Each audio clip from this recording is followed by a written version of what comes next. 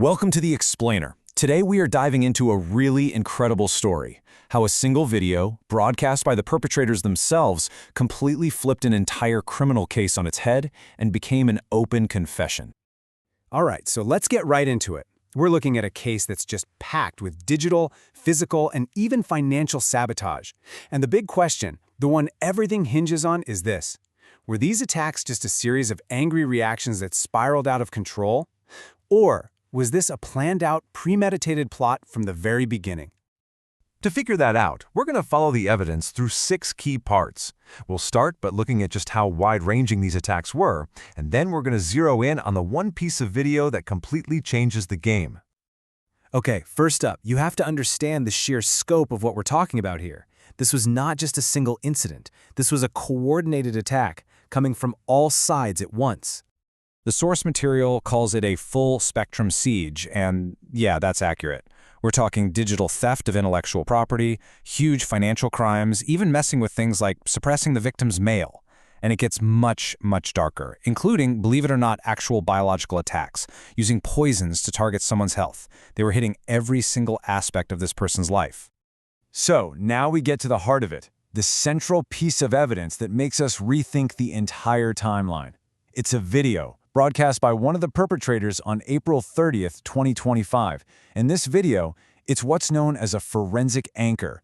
Everything else is tied to it. Forensic analysis doesn't see this video as just some random rant. No, they've reframed it as a confession of strategy. Think of it like this. It's the blueprint. It's them laying out their game plan for the world to see before they even fully launch their main attack. And this is where it gets really interesting.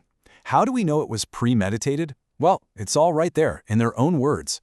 We're going to break down the key things they admit to in this video that just prove the plot was already in motion. And there it is. That's the moment the entire case just pivots. This quote, which analysts are calling the nice trap, is the absolute smoking gun. He's openly admitting that the very moment the victim tried to de-escalate, to be nice, that's when they decided to attack. Just look at how this breaks down. It's a completely twisted logic. The victim tries de-escalation, a new chapter, and the group's response? Messing with him. They saw an attempted peace, not as a good thing, but as a weakness they had to exploit. Their stated goal was to foil that shit up. That's not self-defense, that's a calculated offensive.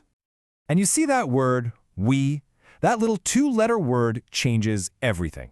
Forensic analysts are clear. This confirms it wasn't just one guy going rogue. This was a group conspiracy. That single word proves there was a coordinated plan in place before the worst of the attacks happened. But this confession is just the start, because in the very same video, they also give away their playbook.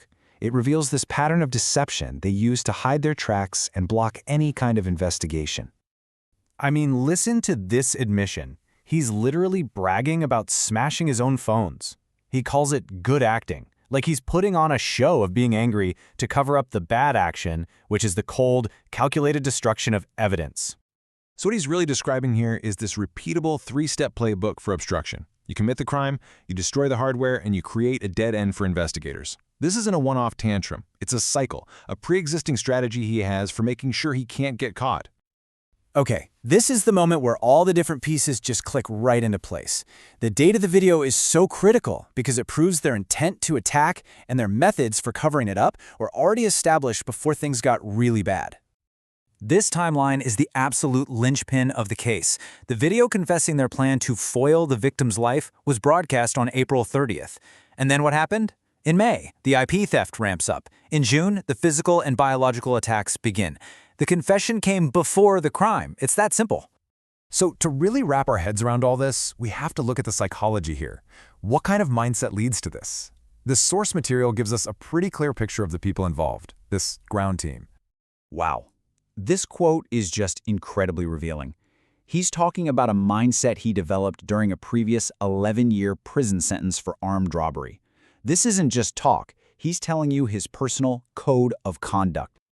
And this is what analysts call prison logic. It's when your default way of operating is to lie and cheat, a strategy learned in prison, and then you apply that to a sophisticated, high-tech environment. His admission proves he was coming from a criminal framework from day one, not reacting to events. The analysis breaks down this ground team into two main operators. You have Cord Greenwall, the enforcer, who handles the physical stuff and evidence destruction. And then there's Stacy Hemmigley, identified as the poisoner, who focused on those biological attacks and a long-term plan to seize the victim's assets. And this is maybe the most stunning part of the whole analysis. You see this huge gap between how they saw themselves and, well, reality. They thought they were criminal masterminds, Lex Luthor-level villains. But the reality? The sources describe their work as bottom-tier amateurism and sloppy savagery. And that's not just funny, it's forensically important. Their ambition was totally let down by their clumsiness, and that sloppiness is exactly why they left such a clear trail of evidence. So when you boil it all down, what's the big takeaway? It's that the group's own words caught on video became the blueprint for their crimes. That April 30th video isn't just another piece of evidence. It's the whole strategy confessed out loud for everyone to hear. And that kind of leaves us with one final thought, right? In an age where everyone is broadcasting their own lives, their own thoughts, you have to wonder, is a digital confession the new smoking gun? It seems that in our modern world, sometimes the most damning evidence comes directly from the source.